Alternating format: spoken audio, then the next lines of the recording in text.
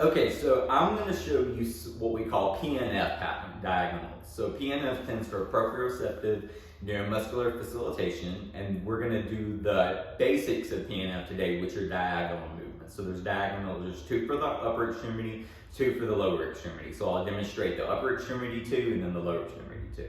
Okay, so I have my subject here, and he's going to lay down on the table, and we're going to do this. Okay, so go ahead and lay down. We're going to head down here.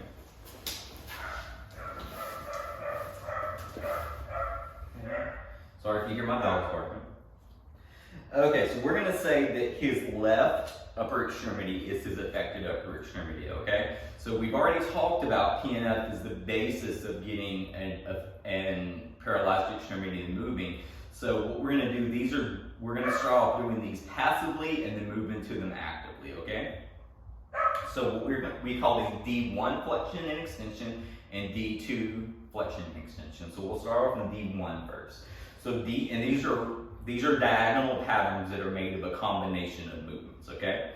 So D1 flexion is a combination of shoulder flexion, adduction, and external rotation. And you can almost think of it as you're taking your hand and taking it to your opposite ear.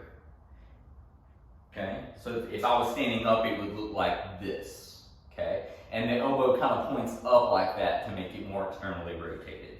So you would start at the side, and look at this, I have my contact is on the bicep and one on the wrist, and then I'm bringing it to his ear. Okay, now I want you to do this with me, Brandon. So go ahead and do this with me. Good. So you ask your patient, it first is passive, then you ask them to do it with you.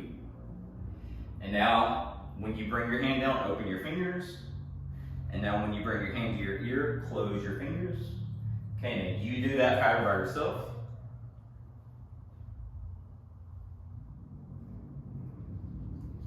And you can stop. And you can relax. And that's the one flexion of the upper extremities. And extension. Let's do extension at the same time. Extension is the opposite, so then it's extension of the shoulder, internal rotation, and abduction. So this is external rotation, adduction, elbow flexion, finger flexion. This is shoulder abduction, internal rotation, finger extension, elbow extension. So that's D1 flexion and D2 extension.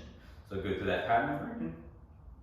And if you can you do it with the other arm so they can see the other side? Do it on the other side.